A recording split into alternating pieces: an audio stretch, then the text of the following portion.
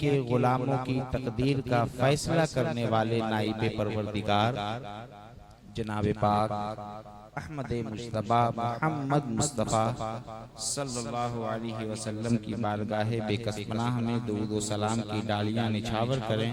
پڑھیں بآواز بلند اللہ رب محمد صلی اللہ علیہ وسلم نحن عباد محمد صلی اللہ علیہ وسلم صلاة تبقى وتدوم بدوام الملک الحی القیوم. یہ جلسہ شہید اعظم کانفرنس، یہ ذکر شہادت کی محفل ہے.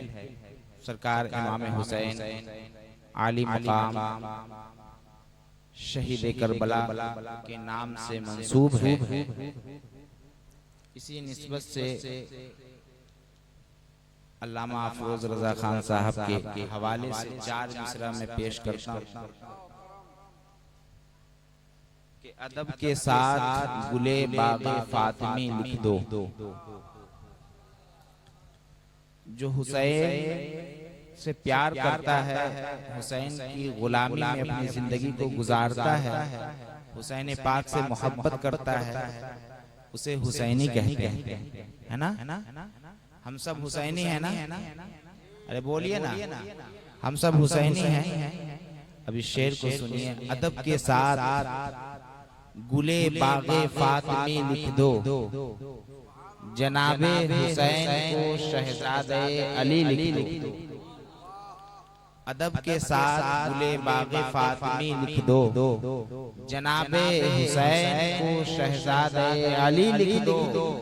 اور ہمیں بھی رہنا ہے حشر میں ان کے سائے میں، ہمارے نام کے آگے بھی حسینی لکھ دو.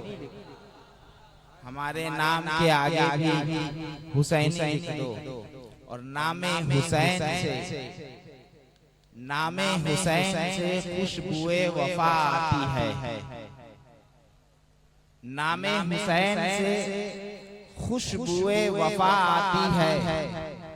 ان کے روضے سے نبی کی صدا آتی ہے. نام حسین سے خوشبوئے وفا آتی ہے. ان کے روضے سے نبی کی صدا آتی ہے. اور اے کاش ہم بھی ہوں، ہم سب ہوں، حسین تیری گلیوں میں سنتے ہیں وہاں جنت سے ہوا،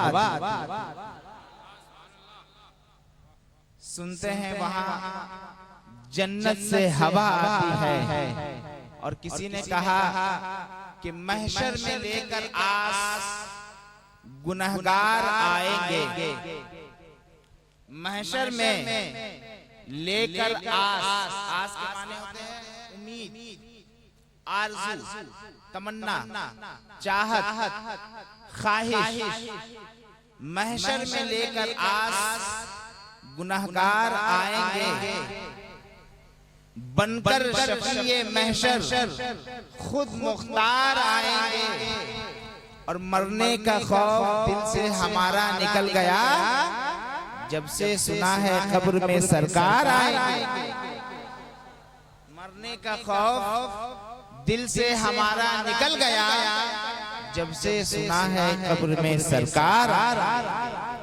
عزیزان گرامی وقار، میں نے قرآن کریم کی جس آیت مبارکہ کی تلاوت کیا، رب قدیر ارشاد فرماتا ہے قل ان کنتم تحبون اللہ فاتبعونی یحببکم اللہ. یعنی اے محبوب آپ فرما دیجئے کہ اگر تم اللہ سے محبت کرتے ہو تو میری فرما برداری کرو. اب اس جملے کو اپنے جملوں میں یوں سمجھیے کہ اگر کوئی اللہ سے محبت کرنا چاہتا ہے، اگر کوئی اللہ سے پیار کرنا چاہتا ہے، اگر کوئی اللہ کا قرب حاصل کرنا چاہتا ہے، اگر کوئی خود کو اللہ کے نیک بندوں میں شامل کروانا چاہتا ہے، اگر وہ چاہتا ہے کہ اللہ اس سے راضی ہو جائے، تو قرآن کہتا ہے فَاتَّبِعُونِي يُحْبِبْكُمُ اللَّهُ. یعنی رسول اللہ کی فرما برداری کرو، رسول اللہ کی اطاعت کرو، رسول اللہ کی اتباع کرو، رسول اللہ کی پیروی کرو، اللہ تعالیٰ تمہیں اپنا قرب عطا کر دے گا اور اللہ تعالیٰ تمہیں اپنے نیک بندوں میں شامل فرمائے گا۔ معلوم کیا ہوا کہ اگر اللہ سے محبت کرنی ہے، اللہ سے پیار کرنا ہے، اللہ کے قریب ہونا ہے تو رسول اللہ کی اطاعت کرنی ہوگی، رسول اللہ کی اتباع کرنی ہوگی، رسول اللہ کی پیروی کرنی ہوگی، رسول اللہ کی اطاعت کرتے ہوئے اپنی زندگی کو گزارنا ہوگا، رسول اللہ کی فرما برداری میں اپنی زندگی کی سانسیں کاٹنی ہوگی۔ تو معلوم یہ ہوا کہ رسول اللہ کی اطاعت کرنی ہے تو اطاعت اس ذات سے کی جاتی ہے، اطاعت اس کی جاتی ہے جس سے پیار ہوتا ہے، اتباع اس کی جاتی ہے جس سے محبت ہوتی ہے، پیروی اس سے کی جاتی ہے جس سے عقیدت ہوتی ہے، اس کی فرما برداری کی جاتی ہے جس سے انسان محبت کرتا ہے، پیار کرتا ہے، عقیدت رکھتا ہے۔ جب معلوم ہوا کہ اطاعت کرنے کے لیے ہمیں محبت کرنا ہوگا، اطاعت کے لیے ہمیں عقیدت رکھنی ہوگی، اتباع کے لیے ہمیں رسول اللہ سے پیار کرنا ہوگا، تو پھر پیار کے اصول ہیں، محبت کے کچھ ضابطے ہیں، عقیدت کے کچھ اصول ہیں، کچھ قوانین ہیں۔ قانون کیا ہے؟ محبت کا ایک درجہ ہے، محبت کی ایک حد ہے، عقیدت اور پیار کی ایک حد ہے، ایک سیما ہے، ایک باؤنڈری ہے، کس حد تک ہم اللہ کے رسول سے محبت کریں۔ سرکار سیدنا فاروق اعظم فرماتے ہیں، یا رسول اللہ میں اپنی جان کے بعد اگر سب سے زیادہ کسی چیز سے محبت کرتا ہوں وہ آپ کی ذات ہے۔ یا رسول اللہ میں اپنی جان کے بعد اگر سب سے زیادہ کسی چیز سے پیار کرتا ہوں وہ آپ کی ذات ہے۔ یا رسول اللہ میں اپنی جان کے بعد اگر سب سے زیادہ کسی سے عقیدت رکھتا ہوں وہ آپ کی ذات ہے۔ سرکار سیدنا فاروق اعظم کے اس جملے کو سن کر اللہ کے رسول ارشاد فرماتے ہیں، اے عمر ابھی تک تم کامل مومن نہ ہو سکے۔ جب رسول اللہ نے فرمایا کہ عمر تم ابھی تک کامل مومن نہیں ہو سکے، سرکار عمر فاروق اعظم کے اوپر ایسا لگا کہ سر پر آسمان ٹوٹ پڑا ہو، پاؤں تلے زمین کھسک گئی ہو، اپنے سر کے بالوں کو زور سے پکڑتے ہیں، زمین پر بیٹھ جاتے ہیں اور سوچتے ہیں کہ پھر رسول اللہ سے کس درجہ محبت کی جائے، رسول اللہ سے کس حد تک پیار کیا جائے، رسول اللہ سے کیسی عقیدت کیا جائے۔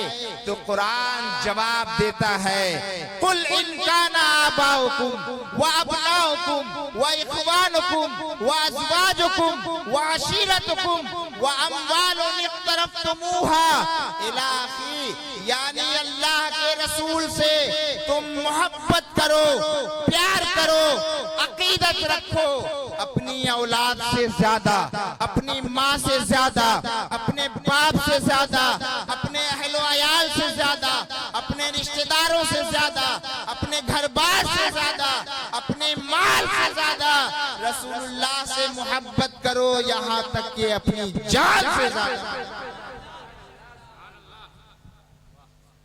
قرآن کہتا ہے رسول اللہ سے اپنی جان سے زیادہ محبت کرو۔ سرکار عمر فاروق اعظم کو جواب مل گیا۔ کیا معلوم ہوا؟ اللہ سے محبت کرنی ہے تو رسول اللہ سے محبت کرنی ہوگی، اور پھر محبت بھی اس درجہ کی کرنی ہوگی کہ دنیا کی ہر مخلوق سے زیادہ رسول اللہ کی ذات سے پیار کرنا ہوگا، دنیا کی ہر مخلوق سے زیادہ رسول اللہ سے محبت کرنی ہوگی، دنیا کی ہر مخلوق سے زیادہ رسول اللہ سے عقیدت رکھنا ہوگا۔ جب یہ بات ہمیں معلوم ہو گیا تو پھر سنیے، اللہ کے رسول فرماتے ہیں، حسین منی وانا من حسین، حسین مجھ سے ہے، میں حسین سے ہوں۔ اللہ کے رسول فرماتے ہیں احب اللہ من احب حسین، اللہ تعالیٰ اس سے محبت کرتا ہے جس سے جو حسین سے محبت کرتا ہے۔ پھر اللہ کے رسول فرماتے ہیں حسین سبتم من الاسباط، یعنی حسین میرے بیٹوں میں ایک بیٹا ہے، حسین قبائل میں ایک قبیلہ ہے۔ اور اس کی تشریح میں مفسرین فرماتے ہیں کہ سبتم من الاسباط سے مراد حسین امتوں میں ایک امت ہے، یعنی حسین کی ذات ایک ہے اور اس کے مقابلے میں ایک امت ہے جس نے حسین کو شہید کیا، بلکہ اس نے پوری امت کو شہید کیا۔ امت کی تمام تر خصوصیات کو سمیٹ دیا جائے تو حسین بن جاتے ہیں، حسین کو بکھیر دیا جائے تو امت محمدیہ کہلاتی ہے۔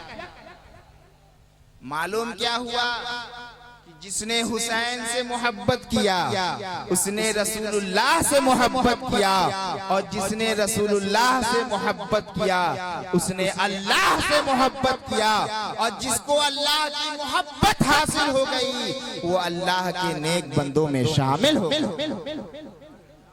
آج حسینی کمیٹی کے تمام نوجوان، تمام ارکان، گلاب اسپورٹنگ کلب کے تمام نوجوان، پچھم پارا اور باکڑا کے لوگوں کو یہ پیغام دے رہے ہیں کہ سنو حسین سے محبت کرو، حسین کے جلسے میں شریک ہو جاؤ، حسین کی محبت مل جائے گی، رسول اللہ کی محبت مل جائے گی، اور جسے رسول اللہ کی محبت حاصل ہو گئی اس کی دنیا بھی کامیاب ہے، آخرت بھی کامیاب ہے۔ اب کربلا کی سرزمین پر امام حسین کو شہید کیا گیا۔ امام حسین سرزمین کربلا میں ہے۔ حسین کو غور سے دیکھیے، کربلا کی سرزمین پر حسین کھڑے ہیں، ایسا لگتا ہے جیسے دین اسلام کی مکمل عمارت کھڑی ہے۔ کربلا کی سرزمین پر حسین کھڑے ہیں، ایسا لگتا ہے جیسے قانون شریعت کا ایک مضبوط قلعہ کھڑا ہے، یعنی حسین کی ذات دین اسلام کی عمارت بن کر کھڑی ہے۔ آپ کو میں بتاؤں، جب آپ کوئی مکان بنانے کا ارادہ کرتے ہیں، آپ پہلے اس زمین کو دیکھتے ہیں، اس کی مٹی کو دیکھتے ہیں۔ کیوں؟ کیونکہ یہاں پر مجھے مکان بنانا ہے، اس مکان میں میری اولاد رہیں گی، اس مکان میں مجھے زندگی گزارنا ہے، اس لیے زمین لینی ہے تو پہلے دیکھ لو کہیں ایسا تو نہیں کہ کچھ دنوں پہلے اس زمین کے نیچے تالاب ہوگا، اگر تالاب ہوگا تو یہ زمین دلدل کہلائے گی، جب اس کی کھدائی ہوگی تو وہاں اندر سے دلدل اور کیچڑ نکلیں گے، لہٰذا اس زمین پر مکان بنانا بے وقوفی ہے، مکان کمزور ہوگا۔ آپ مکان بنانے کے لیے سخت اور مضبوط زمین کو تلاشتے ہیں، پھر اس کے بعد انجینئر کو بلاتے ہیں، انجینئر اس کا نقشہ پاس کرتا ہے، پھر آپ بہترین کاریگر کو بلاتے ہیں، بہترین مستری کاریگر اس زمین پر آپ کے مکان کی بنیاد رکھتا ہے۔ جب آپ بنیاد رکھتے ہیں تو اس میں اچھی کوالٹی کا میٹیریل استعمال کرتے ہیں، اچھی کوالٹی کا بالو ہو، اچھی کوالٹی کا سیمنٹ ہو، اچھی کوالٹی کا رڈ ہو، سریا ہو، بہترین مستری اور بہترین کاریگر سے اپنے مکان کی تعمیر کرواتے ہیں، اس کی بنیاد کو مضبوط کرتے ہیں، اس کی پیلر کو مضبوط کرتے ہیں، اس لیے کہ جب اس پر چھت ماری جائے گی تو جب بنیاد مضبوط رہے گی تو چھت بھی مضبوط ہوگی، مکان بھی مضبوط ہوگا، اور ہمارا مکان ہم جس میں رہیں گے ہماری زندگی سفل رہے گی۔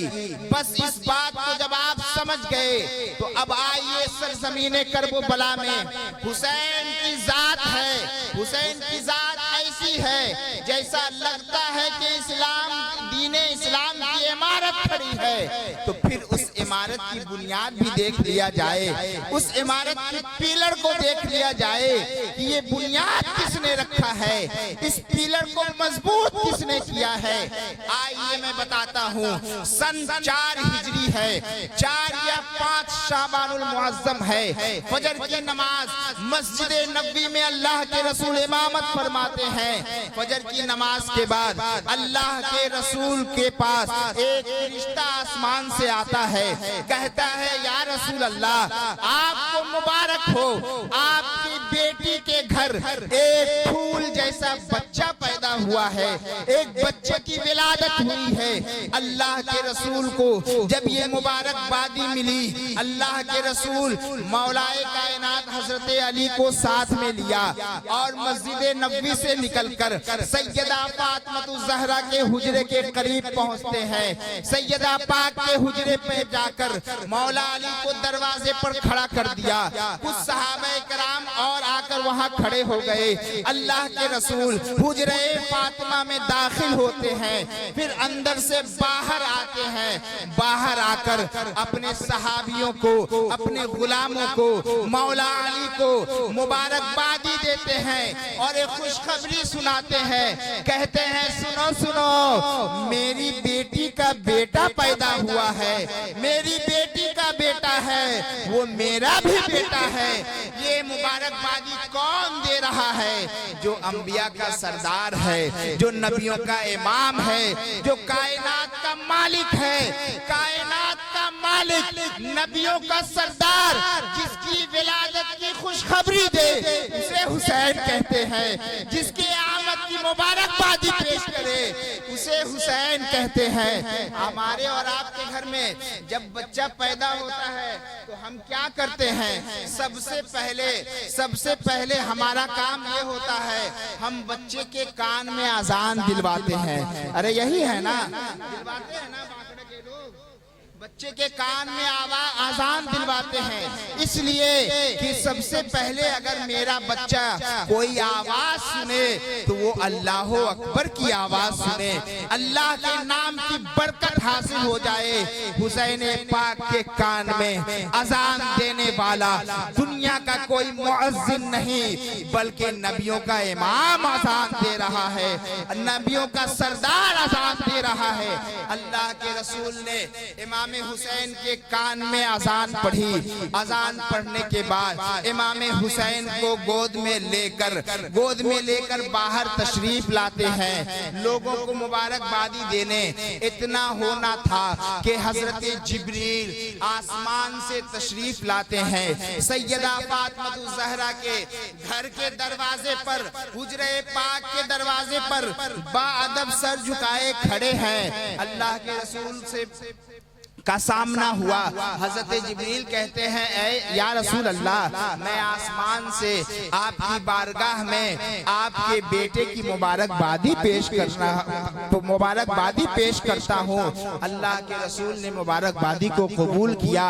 جبریل فرماتے ہیں یا رسول اللہ یہ دیکھیے میرے ساتھ ایک فرشتہ اور آیا ہے، اس فرشتے کا نام پطرس ہے یا فطرس ہے، یہ فرشتہ اس کا نام فطرس ہے۔ یا رسول اللہ یہ فرشتہ ایسا فرشتہ ہے جسے اللہ نے ہزاروں سال سے اللہ تعالیٰ اس فرشتے سے ناراض ہو گیا ہے، اللہ تعالیٰ اس فرشتے کے تمام بالوں پر کو چھین لیا ہے، تمام اختیارات کو سلب کر دیا ہے۔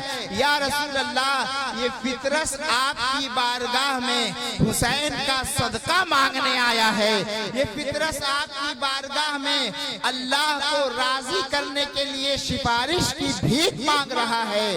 وہ فرشتہ رسول اللہ کی بارگاہ میں حاضر ہوتا ہے، کہتا ہے یا رسول اللہ ایک بار میں آسمان سے زمین کی طرف دیکھا کہ ایک معذور آدمی جو لنگڑا اور لولہا تھا، میرے دل میں یہ خیال آیا کہ یہ لنگڑا لولہا آدمی ہے، اسے دنیا میں زندہ رہنے کا کیا حق ہے، اسے تو مر جانا چاہیے۔ یا رسول اللہ جب یہ خیال میرے دل میں آیا تو میرا رب مجھ سے ناراض ہو گیا، میرے سارے اختیارات کو چھین لیا، میرے بالوں پر کو چھین لیا اور مجھے معزول کر دیا ہے، یا رسول اللہ میرے اس گناہوں کی بخشش کی آپ سفارش فرما دے، میرے اس خطا کی بخشش کی سفارش فرما دے۔